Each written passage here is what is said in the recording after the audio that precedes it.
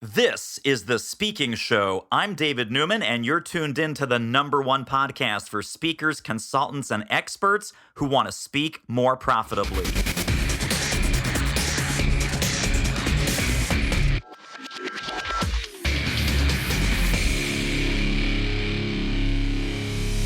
I am here with the unstoppable CEO himself, Mr. Steve Gordon. David, great to be here. Thank you.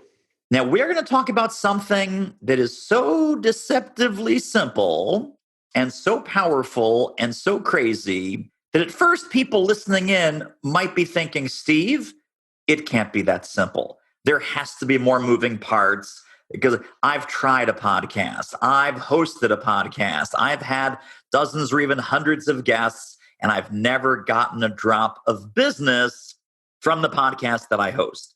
And we are here to talk about podcasting as a prospecting tool. So set this up for us. Kind of how did you discover this? How did you refine it? How are your clients using it? Kind of give us the big picture of how you uncovered this gold mine that is podcast prospecting. Well, David, I stumbled upon it, frankly. I started my first podcast in 2012. And back then, I was a little bit of a geek. I listened to a lot of podcasts before it became, the movement that it is now. And I thought, well, hey, I'd like to have one of these. And I started it. I interviewed 52 guests, one per week for a year, got some business and got busy and didn't have a team, which is a lesson in and of itself. And I stopped the podcast. But I built relationships with those 52 guests that had come on, and I'd stayed in touch. A couple of years later, I write my first book, Unstoppable Referrals, and I went back to that list of 52 people.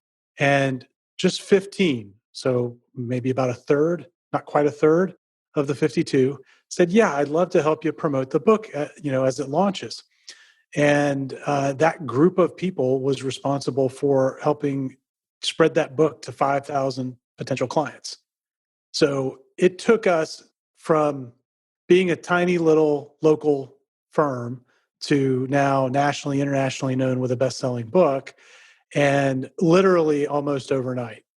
And so that's when we really discovered, wow, the relationships that we're building in a podcast actually are pretty powerful. So that's where it all started. That's how we got here. Most people, when they start a podcast, they figure, okay, this is going to be great visibility for me, the host, the consultant, the expert, and I'm going to find as many high-profile guests as I possibly can. I'm going to go out, I'm going to grab Steve Gordon, I'm going to grab Jeffrey Gitomer, I'm going to get Gary Vee. This is my dream. I will have made it when I get Seth Godin and Gary Vee and Steve Gordon onto my podcast. Good thinking, bad thinking, crazy thinking. Where do we put the brakes on that? It's not terrible thinking, but you want to begin really thinking about your podcast strategically. Okay, so the big mistake people make, and the reason that they want the big names is they think if I get the big names, they're going to bring their big audience with them. And now I'm going to get exposed to the big audience. And that's not necessarily the case.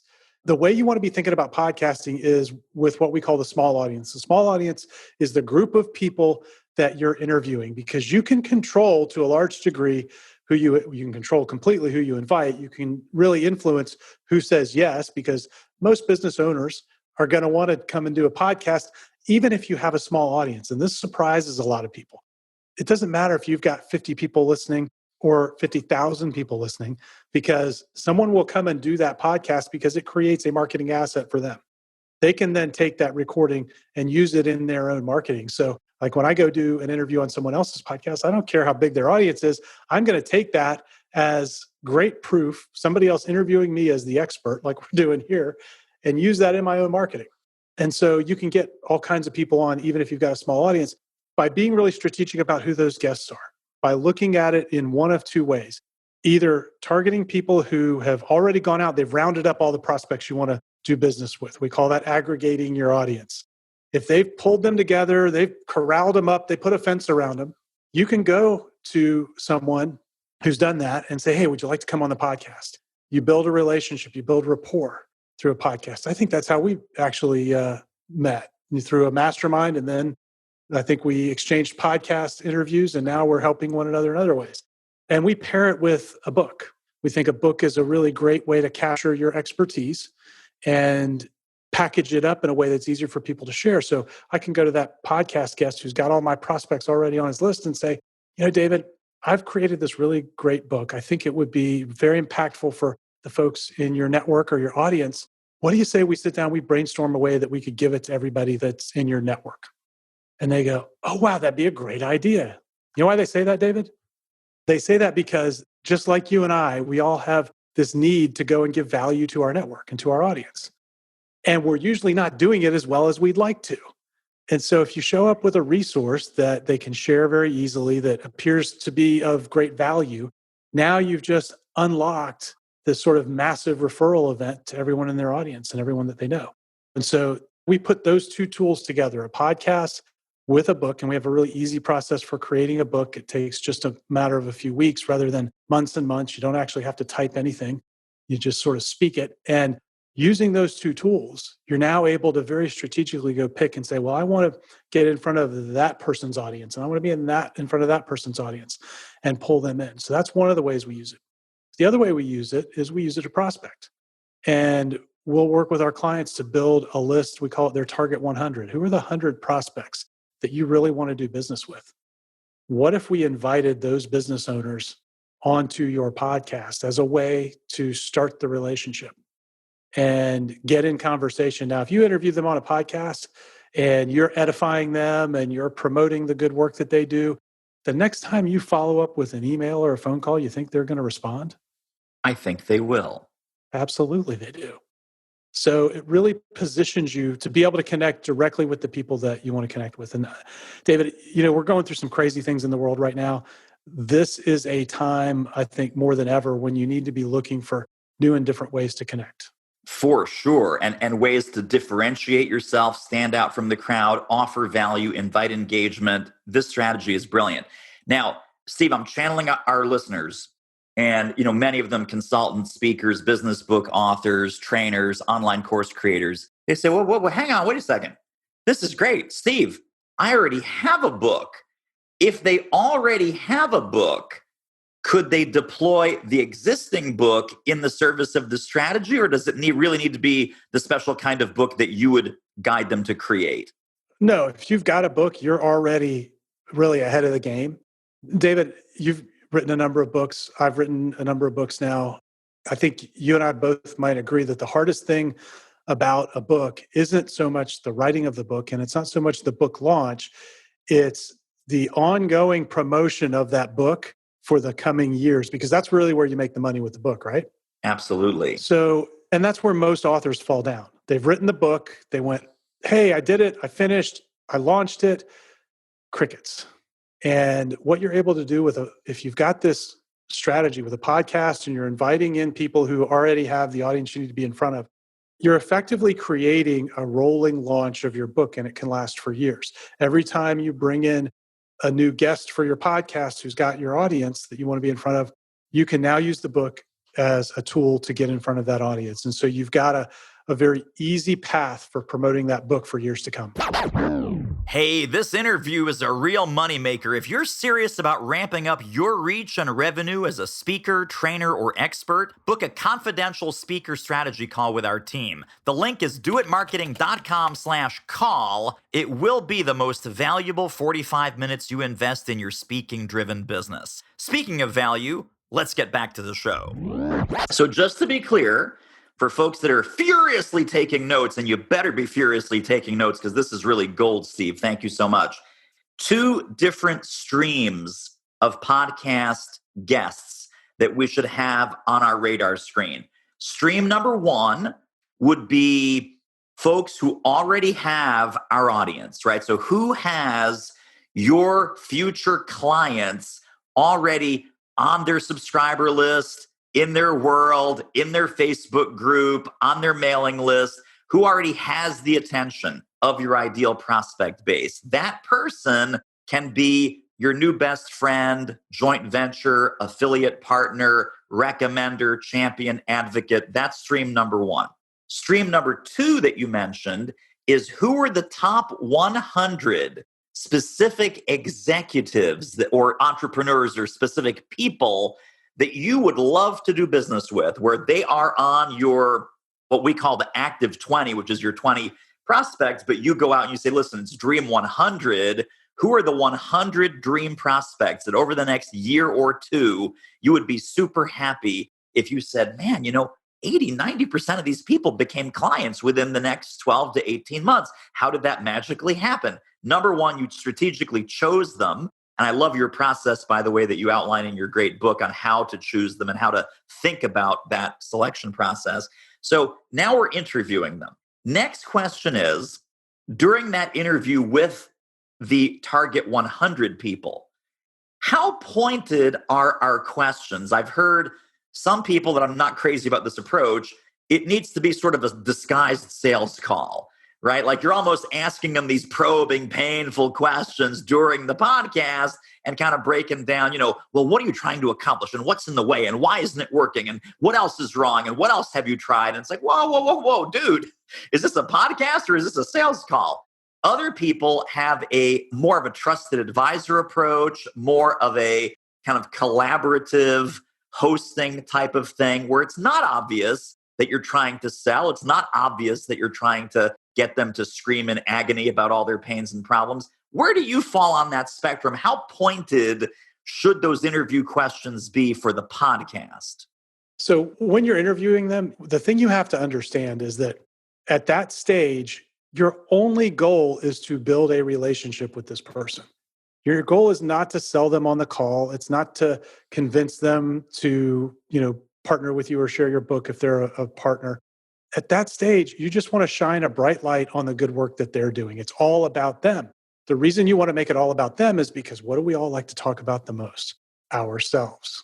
And what makes us feel the best at the end of an interview when I've got someone like you asking me smart questions and I get to sit here and talk about my expertise. I feel all charged up after this. I feel good about it. Okay. And I feel good about you, David, because you've given me the venue to do that. So this is a little bit like playing pool, where I'm thinking, I'm going to bank off the 6 and hit the 7 and I'm going to put the 5 ball in the corner, right? I want to think a few moves ahead. I first want to establish relationship. I believe wholeheartedly, and looking back at my now 25-year career in business, every result I've ever achieved came through a relationship, was created by the relationship. So our focus is to create the relationship first. If you've got that, everything else from there is possible. And that, to me, that's the long-term way to approach this. And so that's how we look at it. I really, really like that. It's almost about, slow down to go faster. That, we're not going to get married on the first date. We're not going to be having a shotgun wedding. It's like, hey, you're on my podcast. Do you want to buy my stuff? So let's talk about what is that low and slow, kind of like a fine pot roast. You put it in the crock pot. It's low and slow, gets juicy, has time to marinate. Everyone enjoys the aroma. Everyone anticipates the next step in the process. We've done the podcast. The other mistake that people do is love them and leave them. Hey, you're on the show. Okay, Steve, thanks a lot. Bye, buddy. Gone, on to the next one. You never hear from David Newman again. You have this entire process that some things happen before the interview. Some very nice things happen during the interview, and then some really smart and powerful things happen after the interview. Walk us through a little bit of this planning and this more methodical process that you teach your clients. What needs to happen before? We just talked about the during, and then what's the magic of that follow-up phase? Well, so the prep for the interview is really kind of key. Again, the focus is we want to create a great relationship here. So what we do, we send actually in the mail. You've been on our podcast. You've been a recipient of this. We call it the Wow Kit. And it's been upgraded over the years. But currently it's a box. And in the box, there's a folder and it's got some materials in there that helps the guest prepare for the podcast, because we want them to think, wow, this person really has it together here. They are helping me show up and look like a rock star. And we want to give them kind of that first class experience. In there is usually included a gift. We use different types of gifts, or have over the years. Oftentimes we'll use a Yeti mug with the logo of the podcast so they can remember that they were a guest. And, we put a little note in there, and it's really funny with all the recordings that we get from all the clients who we produce podcasts for. The thing I hear again and again from our copywriter is, yeah, like 90% of the time, the guest is just falling all over themselves because they got this gift in the mail. So what we're doing there is we're really teeing up a warmth to the relationship. And we want you to show up differently than most people. Now, you've done a lot of podcast interviews. I've done a few hundred. If you get a nicely worded email, usually that's as far as it goes with other podcasts. I actually had the first time here in the last 3 weeks, somebody sent me a Starbucks gift card. Much appreciated. It was electronic in an email, but still much appreciated. But, edifying them in that way gets things kicked off correctly. So they're coming really warm to the interview. But at the end of the interview, they've just spent 30 minutes or 40 minutes talking about themselves. And you've now got the opportunity when the recording is off, kind of the pressure is off, to go, hey, David, this has been really great. I learned a lot about what you're doing. I had no idea. Tell me, what are your big goals over the next few years? And then just be quiet. And my approach always with people is to understand where they're going, because my only opportunity to sell them anything is to be able to come in and know where their future lies and help them get there quicker, more effectively, or with less expense. And so if I can know where they're going, I can now say, okay, well, I might have a solution, or I might have a connection that would help you. So I'll ask that question and listen for the answers. I'll make notes and I'll say, David, that's really interesting. I do these interviews all the time. I've connected with so many great people. Well, would it be okay if we scheduled a time maybe next Tuesday for 15 minutes? And I want to think about who might be a good connection that could help you with some of those goals. And I may have some other ideas as well that would help. What do you say? Sure. Exactly. They all go, of course, you're going to help me get to where I want to go. And you've now scheduled a follow-up meeting. And in that follow-up meeting, if it's a fit, you've now got the opportunity to share both connections and ideas. And often, if you selected that guest strategically, that idea might be how you can help them by collaborating and doing business together. So that's really critical. And again, I hope you're taking notes, because every one of these little nuances is super important. What you're talking about there, Steve, is really the interview after the interview, right? So we've just had this amazing rapport. We've shined the spotlight on you and your brilliance and how fantastic you are. We turn off the microphones and we say, Steve, that was really interesting. I had no idea that you were doing X, Y, and Z. I had no idea that you had this big goal. You're going to become $1 billion company. How are you going to get there? What pieces are already in play? Well, what pieces are you looking for?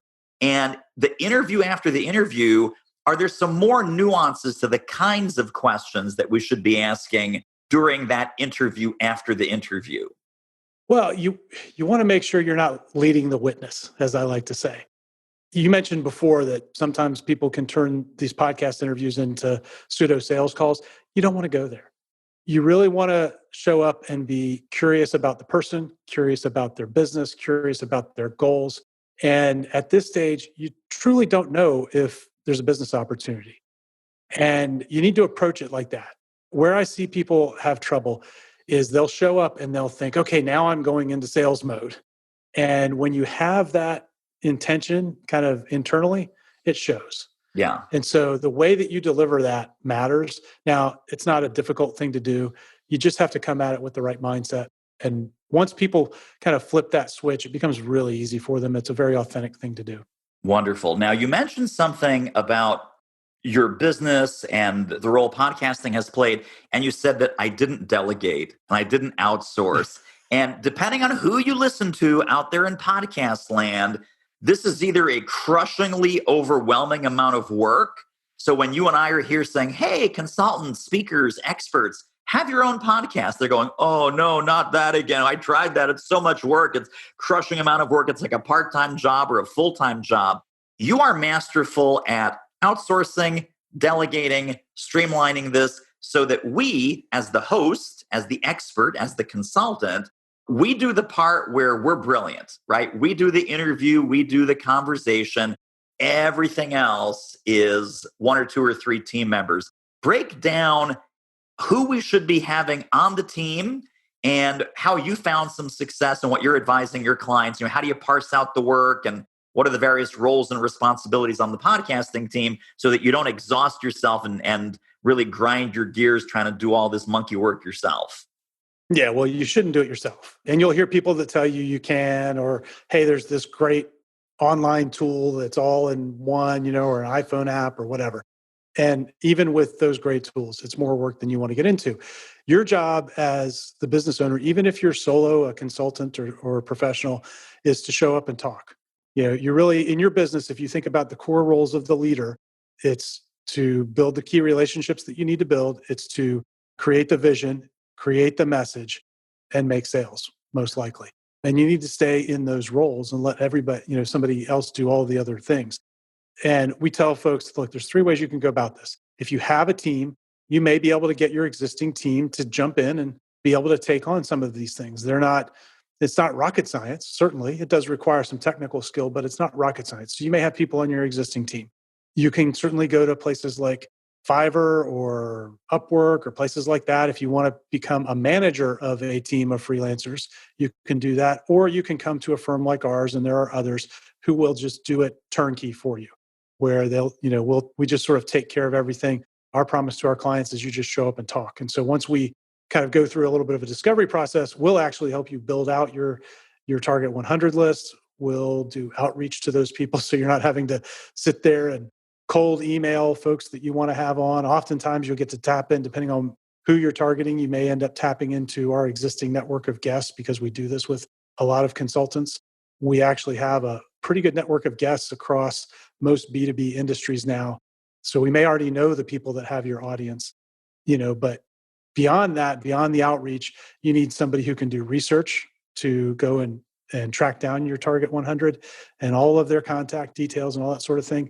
You need somebody who can do audio editing. You need a copywriter. You need a copy editor. You need a tech wizard who can get everything out in your, set up in your email software and your website. You need a social media person who can put it on social media, and so it takes a team, and they are all different skill sets. And so no matter how you look at doing it, you want to look at building that team. Super quick commercial break. Isn't this interview amazing?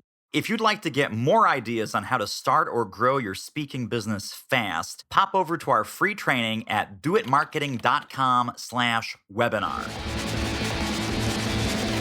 And you have something really interesting in the podcast prospecting book that we'll talk about here in a couple of moments, that people are getting as a special gift as part of the summit. What you said is, listen, folks, I have great news. I have great news. The only three things you need, and we've already talked about two of them: open relationships with new people interested in what you do. Number two, stay in touch consistently over time. And then number three, and I don't think we've touched on this yet, give them an easy way to do business with you when they're ready. So we're nurturing these relationships. As you so brilliantly said a moment ago, some will be ready before others. Some will be like, oh my God, Steve, this will be totally great. When can we get started? Some will be, hey, you know what? We got a really kind of crazy quarter. Let's definitely reconnect. I definitely want to do this with you in 2 or 3 months. And some, it may be more of a slow burn. Whenever it is, whether it's short-term, medium-term, long-term. What is that sort of easy entryway back into doing business with you? What kinds of things should we be installing in our business model or our communication model to make it easier to do business with us? Well, David, I'm glad you brought that up, because, one of the most challenging things in business is staying top of mind. You hear people talk about it all the time. How do I stay in front of prospects? The kind of conventional ways of doing it, or maybe to write blog posts or send out an email newsletter or something like that. I don't know about you, but I've consulted lots of clients, and recommended that they do that. And normally what happens is they'll publish an article, they'll publish the second article, the third newsletter might go out, but might be a day or two late. And then they get an engagement and they're busy and nothing goes out for 3 months. And then they feel embarrassed and they don't want to send something out after that, or they just frankly run out of ideas. What we found with podcasting is it allows mere mortals to become master marketers without having to really develop any skill that you don't already have. You already know how to have a conversation with another human being. That's all you've got to do to be able to create really great, compelling content that not only will the people that you're interviewing want to consume over time, But all of the prospects that have ever reached out to you, all of the past clients that you really want to nurture a relationship with that you hope will come back someday, you now have every week an easy way to send them some great content because you had a conversation with somebody smart that they might be interested in hearing from. And at the end of that email that goes out, you put a simple little call to action. Whenever you're ready, here are some ways we could help you. And we call that sort of the Trojan horse offer. And it allows you to put an offer in front of everyone that's in your database every week without them feeling like you're hitting them over the head. Yeah, that's really, really important. Now, I want to go also just jump into something that you also bring up in the book. And they say, Steve, I've tried every strategy under the sun. I hired the Google guy. I tried YouTube. I tried Facebook ads. I tried blogging every day for 9 months. I was blogging my brains out. I tried a Twitter strategy. I thought maybe Pinterest would be the thing. I thought, hey, let me do a whole bunch of lead magnets and tripwires, $7 special report. And they are so burned out. And you have a great line in your book that I want you to expand on, which is dabblers try anything and master nothing. Why is this the strategy that we need to master? And then when clients come to you, what are some of their tales of woe saying, oh my gosh, Steve, I've tried everything under the sun. How can this possibly work? Oh, I've heard it all. I talked with one business owner who and she ultimately didn't become a client, but she was describing 13 different methods of attracting clients to her solo practice. And she was running all of these simultaneously. And the only one that actually produced for her she said, was referrals, but she was afraid to stop any of them. That's the craziest one I've heard. But people are trying all kinds of things. And at the end of the day, for our kinds of businesses, for people who are in consulting, who are in, a service where you've got to be that trusted advisor, the thing that's going to win the day is the relationship that you have with the prospect. And so all of the things you mentioned, so like the tripwire offer, the $7 thing, all of that, all great stuff, all great stuff. If you want to become a master marketer and understand how to run ads to that kind of a funnel, which you and I both know because we know a lot of people who are masterful at that, even for them, it's not always an easy thing to do, then by all means, go and do it, but it'll probably take you a decade to master it. I think this is an easier path because you're already doing business based on relationship. If you've built your business to this stage by networking, this is actually a way to exponentially multiply your networking.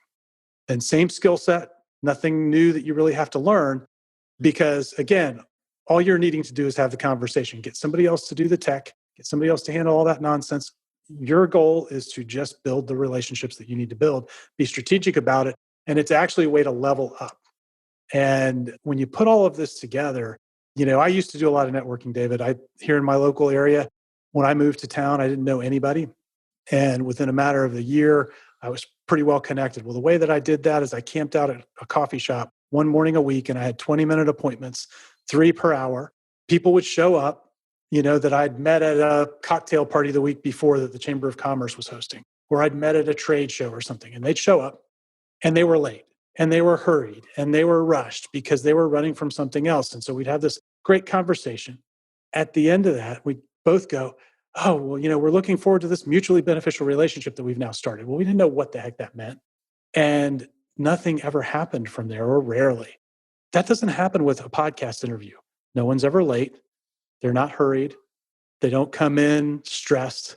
Guess what? They show up with their best self, and so do you, which means there's great energy in that conversation. You know why they do that? Because you've invited them into your venue, onto your media platform so that they can promote themselves. Yes, yes, yes, and amen. In our remaining couple of minutes, I want to talk about the book. And even before we talk about the fantastic book that people are getting because of your generosity, let's go down the other branch real quick. I think most people get the concept of, okay, interview my top 100 prospecting, podcasting as a prospecting strategy. If they have not done a lot of internet marketing, or frankly, any kind of marketing, they're not aware of channel partners. They're not aware of affiliates. They're not aware of mutual referral relationships that happen all the time. right? The realtor knows the mortgage guy knows the title gal. This happens very, very commonly. You mentioned networking, right? The banker knows the real estate people. It's very common. Now we take this online. How do we select our referral posse or our trusted advisor circle of people who already have our clients or our prospects in their world, and we simply show up to shine the spotlight on them? Hopefully, they would show up, shine the spotlight on us. How does that work? That sort of, affiliate or joint venture type of relationship, if folks are not familiar with it? Well, and I really don't even like to use those terms because a lot of people aren't familiar with that. I just like to call them referral partners because most of us are familiar with that. It really depends on what your business goal is. So we work with people who have a local business. And so the term affiliate is totally foreign to them. And they're not looking for a big internet guru, but they're interviewing the big wig in town or all of the big wigs in town and getting access to their networks. And sometimes that's the most valuable thing that they can do. If they've got a regional or an industry specific. So we had one client who was in a specific industry, and he was the coin we ultimately termed for him, which is in the book.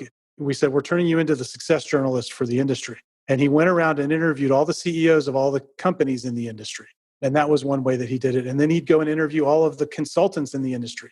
Even though he was a consultant as well, there was enough of a separation between them that it made sense for them to collaborate. And when we're working with a company, help them determine how to answer that question. It's very specific to each individual. Okay, really, really important distinction there. Are there people that could be, you mentioned about a direct competitor versus an indirect competitor. Is it sometimes, again, based on the context, would it be okay or even smart to go with either a competitor or an indirect competitor as a possible mutually beneficial relationship, sort of co-opetition, if you will?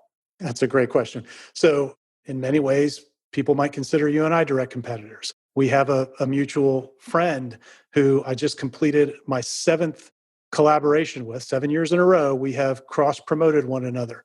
Absolute direct competitor. And if you have a smart competitor and you're able to build a relationship with them, the thing that they're going to realize is that there are people in their audience, in their network, that are never going to do business with them. I know that there are people in my audience that will never do business with me. And that is an asset that I have because they're in my audience. They're paying attention to me, some of them for years. And the best way I can use that asset is to offer it up to someone else who's willing to do the same in return for me. So this particular mutual contact of ours, he promoted my book, the one we're going to share here for folks, Podcast Prospecting, a few months ago. Sent 387 leads into our database from his database, which was great. We love that. That's a lot of people we can follow up with. And for a lot of businesses, they don't see that many leads in a year. We saw that in a week. And one of those leads responded right away because we have on the landing page after you opt in for the book, it tells you a little bit about our service and says, if you want to start a podcast, send me an email that says in the subject, I want to start a podcast. So about 3 hours after he gets the book, which I assume meant he read it, he sends me that email and I answer it right away. We were on the phone 2 days later.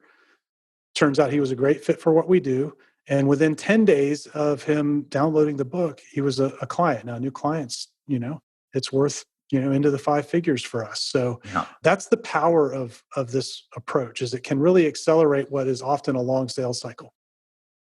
So good. Okay, let's talk about the book because people need to get their hands on the book. They need to connect with you. Let's talk about what they will find inside the podcast prospecting book. So inside the book, we'll go through the whole strategy. So we've gone through it fairly quickly here, David, but we'll go through the whole strategy. We'll kind of lay out how to use the podcast. We'll show you how to identify partners and how to approach the whole thing start to finish so that you can generate leads and connect with potential clients. And so what I encourage everybody to do, if this has been useful, go get the book. We're going to give it to you. We want you to have it and read it. It'll take about 45 minutes or an hour to read. We've really slimmed it down to just exactly what you need to know, and then make a decision for yourself. I love the book so much. I don't think, you and I have not followed up about this particular thing. Back when we could take airplane rides, this was after either I was on your show or you were on my show, but I took a trip back when we could take trips. It was great. Read the book on the plane on the way out, had so many ahas. I literally read it again on the way home. I read it. It's like, okay, outbound trip. Oh my God, so many great ideas. This is fantastic. Take notes, highlight, blah, blah, blah, blah, blah. Come back home. I better read it again because there were so many. It was like 3-4 day trip. Come back. And then I read it again on the plane ride home. It's highlighted, it's dog-eared, it's marked up. It's genius. So get your hands on Steve's book. It will change the way that you prospect forever. Steve, any final thoughts just to kind of wrap up our summit interview, encourage people to kind of get going on this strategy sooner than they might think they're quote unquote ready? Well, the thing that I hear most often from people, and I think with any marketing strategies, I wish I'd started sooner, whether that's this or another one. Now, you're getting exposed to a lot of stuff because David's put together an amazing group of people in this summit. And the temptation is to run and do everything. And whether you implement this strategy or one of the other ones, my best advice to you is pick one and focus. So good. And my advice is pick this one. Pick this one. Okay. I didn't say that. No one heard me say that. That's not going to be on the recording.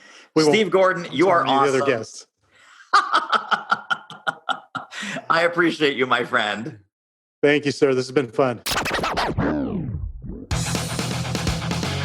Well, that wraps up another episode of The Speaking Show. Hey, tell you what, if you like us, rate us and review us on iTunes. Subscribe. Tell a friend. Go grab the notes and downloads and extras at thespeakingshow.com. See you next time.